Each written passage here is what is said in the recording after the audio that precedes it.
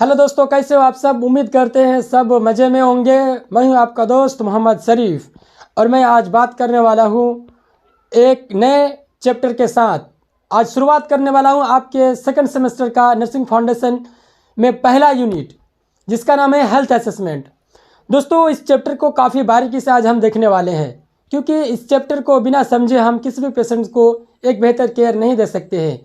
और हमारा जो प्रोफेशन है पेशेंट का केयर करना, ये काफ़ी इम्पोर्टेंट है। ठीक है, तो हम सीधे सीधे बात करते हैं इस चैप्टर के बारे में।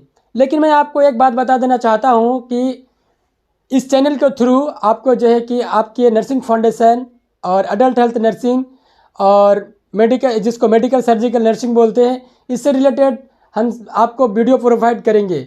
इसलिए आप इस चैनल को सब्सक्राइब करें और अपने दोस्तों को भी शेयर करें। ठीक है दोस्त, तो सीधे सीधे हम चलते हैं वक्त को ना बर्बाद करते हुए। चैप्टर का नाम है हेल्थ असेसमेंट। दोस्तों, आपको मैं कॉन्सेप्ट बता देना चाहूँगा कि दुनिया में कोई भी चीज़ हो, उसका अगर नाम रखा गया है ना, तो उसके पीछे एक रीज़न होता है, उसके पीछे उस टर्म के पीछे उसी का आंसर छुपा हुआ होता है, जो कि आपको थोड़ा सा दिमाग लगाने की ज़रूरत है तो ऑटोमेटिक क्लियर हो जाएगा।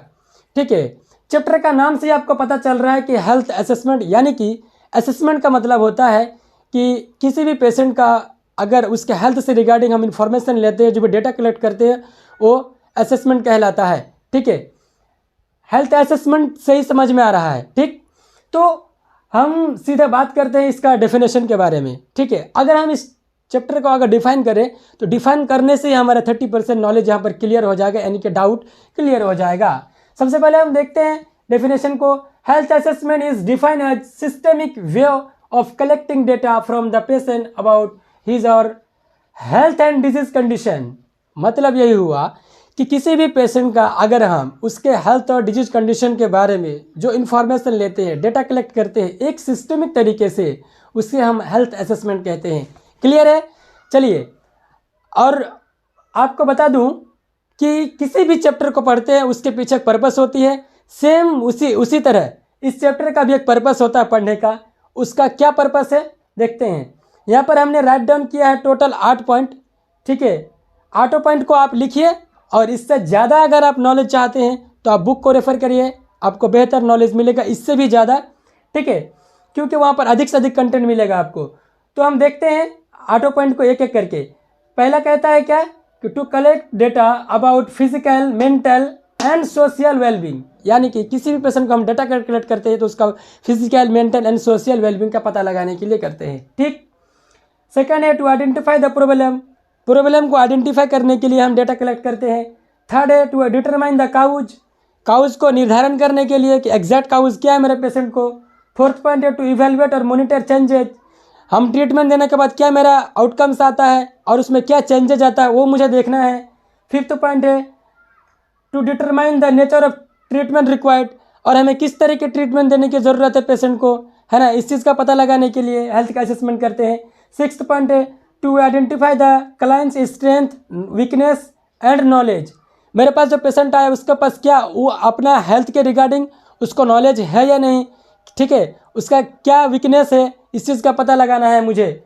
और क्या करना है, सेवन्थ पॉइंट है to contribute in medical research. बिल्कुल सही बात है, आज जो हम बड़े बड़े डिजीज कंडीशन को जो हम दूर कर देते हैं जड़ से, कैसे, इसका कैसे संभव हुआ। कभी तो हमने किसी भी पेशेंट का हेल्थ असेसमेंट लिया था, तभी तो आज जाकर के हम किसी पेशेंट का अच्छे से ट्रीटमेंट कर पा रहे हैं। ठीक है, तभी तो जाकर के आज एक डिजीज़ को कैसे ट्रीटमेंट करते हैं, कैसे उससे भी डिजीज़ से छुटकारा पाते हैं। कैंसर तक का भी बहुत सारे ट्रीटमेंट आ चुका है।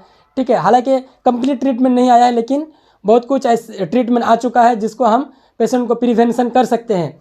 ठीक है, तो हेल्थ असेसमेंट से ही संभव हुआ है। ठीक है, और क्या है लास्ट पॉइंट है to compare the client health status, और पेशेंट का क्लाइंट का जो है कि हम क्या करते हैं हेल्थ का स्टेटस को देखते हैं कि क्या इम्प्रूवमेंट हुआ है नहीं हुआ है जब से मेरे पास एडमिट हुआ है। ठीक है, अब चलते सीधे सीधे इस चैप्टर के रीढ़ की हड्डी को देखते हैं कि इस चैप्टर में मेनली हम क्या देखने वाले हैं। दोस्त, इस चैप्टर में अगर आप 2 कंपोनेंट अगर अच्छे से याद रख लेते हैं तो आप समझ लीजिए कि आप इस चैप्टर को अच्छे से जान गए हैं। पहला क्या है, है history collection and physical examination. ये जो है कि आपके एक प्रोसेस ऑफ हेल्थ असेसमेंट के अंदर में आता है। हमारा हेल्थ असेसमेंट का प्रोसेस क्या क्या है अभी देखते हैं। ठीक है, यहाँ पर मैंने कुछ प्रोसेस ऑफ हेल्थ असेसमेंट के बारे में लिखा है, आप इसे राइट डाउन करिए। ठीक है, assessment of the patients health is a vital component. मैंने आपको ऑलरेडी कहा है कि काफ़ी इंपॉर्टेंट है। ठीक है, ये जो नर्सिंग प्रोसेस है यही आपका मेन चीज़ है इस चैप्टर का, तो आप इसको बढ़िया से समझेंगे। और क्या बोलते हैं, हिस्ट्री कलेक्शन और फिजिकल एग्जामिनेशन, इन दोनों का हम अलग से एक सेपरेट वीडियो बनाएंगे, क्योंकि ये दोनों रीढ़ की हड्डी है इस चैप्टर की। ठीक, तो और आगे क्या कहता है, vital component of planning care and treatment of the patient. किसी पेशेंट को अगर हम बेहतर ट्रीटमेंट देना चाहें, अगर उसका केयर करना चाहें, तो इस प्रोसेस का होना और जानना काफ़ी इंपॉर्टेंट है। ठीक है, और क्या कहता है, it should be performed in a systemic way, और बिल्कुल एक सिस्टमिक तरीके से होना चाहिए। ठीक है, तभी जाकर के एक बेहतर हिस्ट्री कलेक्शन कर पाओगे और फिजिकल एग्जामिनेशन कर पाओगे किसी भी पेशेंट का। ठीक है, तो उसका क्या क्या कंपोनेंट्स हैं, फिर क्या क्या उसका प्रोसेस को देखते हैं। ठीक, पहला क्या है, हिस्ट्री कलेक्शन, सेकेंड है फिजिकल एग्जामिनेशन, एंड थर्ड है interpretation of the gathered information about health.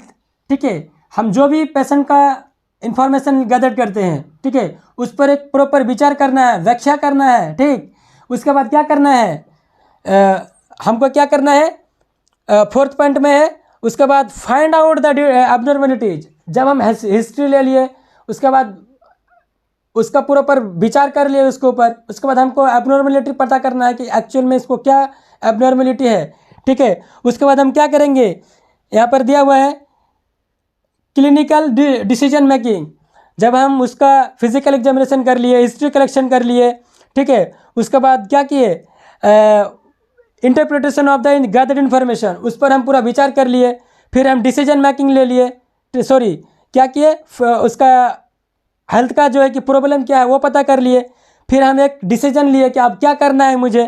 फिर सारी चीज़ करने के बाद हमें उसे क्या करना है, डॉक्यूमेंटेशन करना है, यानी कि लिख के रखना है, तभी जाकर के आप एक प्रॉपर हेल्थ असेसमेंट कर पाओगे। ठीक है, तो हम अब इसका एक अलग से लेक्चर आपको देने वाले हैं हिस्ट्री कलेक्शन के ऊपर। तो आज के लिए इतना ही, थैंक यू सो मच।